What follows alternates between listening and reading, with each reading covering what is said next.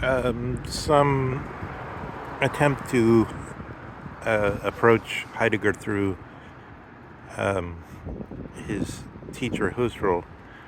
Some things in Heidegger are very vague at the um, most extreme point of somebody who's holding their breath in a deep dive for a pearl or something along those lines, who might, if they were to push it too far, kill themselves. And the analogy would be on becoming so vague we can't be understood at all.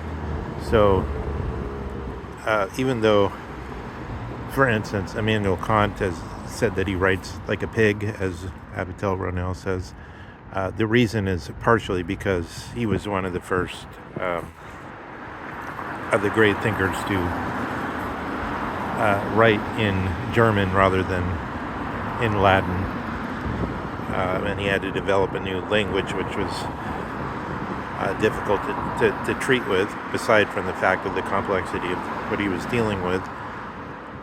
But in Kant, still, I think autonomy as against heteronomy, it's fairly clear what he's talking about. But when we get to Heidegger, who switches up and tries to, with many manifold modifications having come through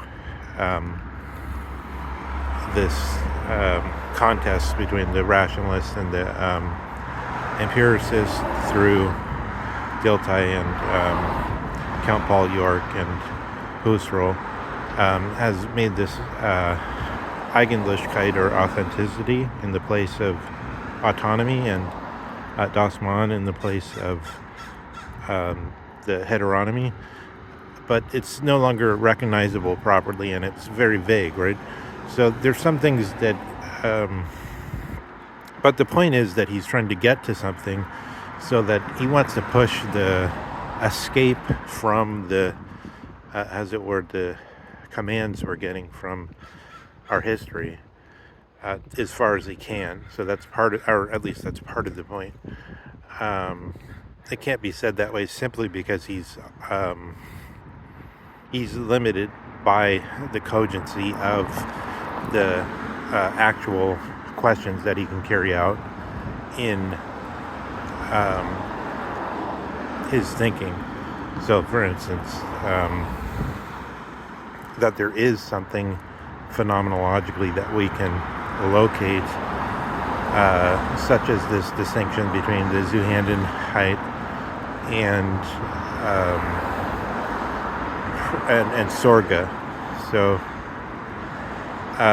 in Husserl, I think we get it more, an access to it that's closer to the way that we've inherited in our thinking, in that Husserl, basically he thinks of Sorge as something with Sorge and Bewusstsein, or consciousness, are almost the same in the sense, not in the sense that we use consciousness in the analytic philosophy tradition, where it's a very either a totally vague word that's sometimes set in a confused and confusing way against a theoretical concept, that of philosophic materialism, which is something that we're aware of and conscious of when we think of it, so that the distinction makes no sense.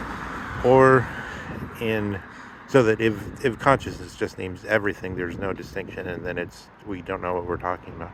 So, or it's said in the sense of qualia, something like that, how it is to be a bat or something, these kind of questions where you have some kind of neo Cartesian dualism.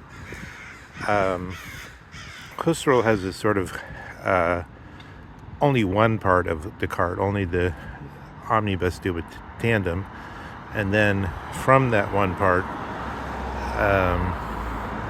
which is meant to bring us down to ground zero, we're not making a distinction between mind and body, between dream and so-called physical, external reality. There's no distinctions made, but we just tried to go directly. That's the point of the Duber for Husserl as a starting point. Then there's Bewusstsein, or consciousness, understood as awareness, understood as something like constantly carrying out leisten, German word, meaning something like performing or achieving something. So like performativity in Judith Butler is probably somehow a little bit related to that, or Leistung. So for instance, that I sense that I'm holding up this camera, this phone. I can look at it, I can take conscious decisions in this sense, and it's me doing it. And this is, in the tradition, it's sort of similar to this fourth stage, so we can make distinctions that we can then try to see if we can hold to give some precision to it, rather than just a vague term, where in the tradition, there's something like, if you see reflection, say in a window, so now I can see a reflection in the window of what looks to me like a construction cone of some kind. Yeah, so they're actually across the street over there, but I saw them in the window over here. But without verbalizing it, I can tell that one thing is the reflection of the cone, and the other thing is the cone. So there's two levels already, the cone and the reflection of the cone. And then there's the question of becoming aware that I have the knowledge of the cone and the knowledge of these distinctions. And then there's added on to that a sort of self-referentiality of the focusing in on that awareness. And this is what Husserl was talking about when he's talking about einstellung, or sort of awareness. And the awareness basically goes over with this moment, 6th century BC, when something like mens rea, connected to persona and later Latin understanding of legal personality and grammatical personality in a little later in the Hellenistic period of the grammarians, talking about the first person, second person, third person in grammar. And all these are things that connect to the Leiten, or the Leistung, or the performance of something or achievement of something, which is the deliberate act of an aware agent. So that basically, so this is what I want to get to, is when we go through Husserl, we see that awareness is being distinguished from the Zuhanden. So we have the awareness of some specific thing, like holding the phone, and then we have everything else all around us, which is there and it's at hand, but it's not necessarily specifically at our awareness. So this is if you think of Wilhelm Wundt, and then Oswald Kolpe with this idea of the invisible thought as something invisible without an image going with it, and then in Jung and others as the idea of the perception and apperception. It's like there's all kinds of things in the background that are kind of peripheral, like peripheral vision, which we're not necessarily wholly aware of. But then in another dimension, there's a sense that we could be, as it were, physically aware of something, but not grasp the whole purport of it. So like all the Freudian notions of a kid sees an intense sexual encounter of some kind, but only later on does the full apperception get into their system, rather than the perception. So there's different senses of which the Zuhanden, or the things that we can point to around us, can be juxtaposed with our einstellung, our awareness, our Sorge, or our the point which would at some point in a potential human being, or a potential mature human being, as it were, would become this center of inner responsibility, which would then, in theory, or the 2,600-year-old theory, as it were, since about the time of Draco or in Solon in Athens. I think that's not totally complete. I think there's some other policies or that had other beginnings of this legal theory of the mens rea and similar things. When you go out from something like these Fertile Crescent standards, as Babylonian standards, eye for an eye, legal systems, strict liability legal systems, into a system that's concerned with action and aware action, then this kind of Sorge, I believe we can superimpose over that to some extent also. So this is, it's called often attitude, I guess, but I listened to a lecture recently where it said that the word einstellung is actually the word that Husserl was using, which means a more like mindset, but that's also maybe not quite right. But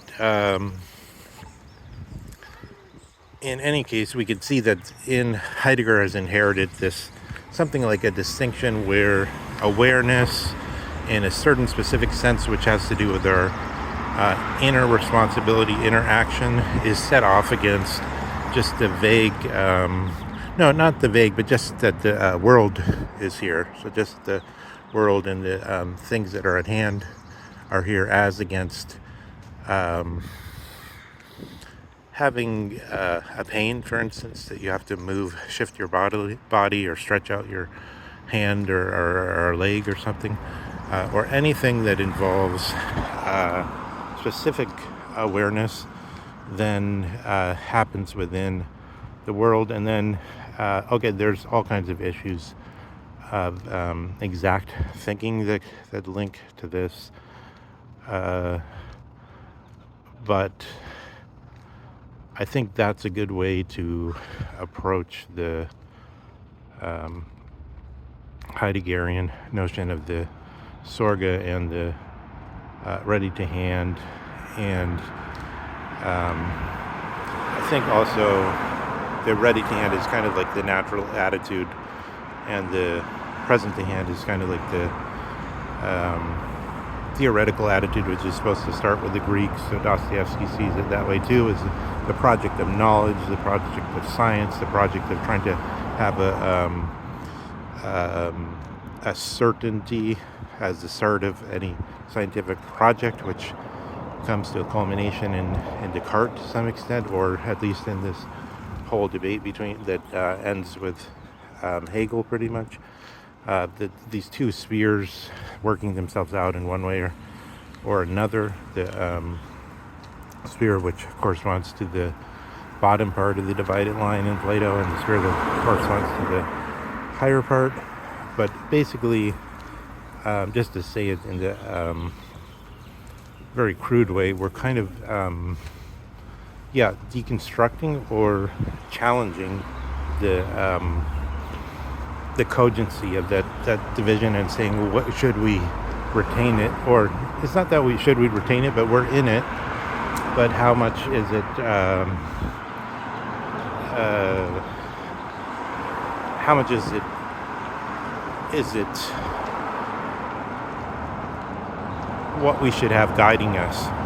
Because the whole thing about Sorge is the fact-value distinction can't quite hold because of things like, as Leo Strauss pointed out, is it his fact or is it his value that he's a smoker? Because he may have some instincts towards smoking, but then when he brings it before himself in the light of knowledge, of medical knowledge and so on, he might try to break from that, and then there's a struggle. And these are all questions that the tradition have dealt with in various ways, but for us, we have the fact-value distinction. For the Aristotle, he had this notion that people go at a certain point, you're drinking, you take the third drink or something, and then you lose self-control totally. You can no longer make a decision. How does that happen? We have all these overlays of thinking on questions which we could either bring into the traditional way of thinking or go, in a certain way, go more towards what Heidegger is bringing it to the final position, the highest current position, I think, which at the same time risks a certain risks becoming unintelligible.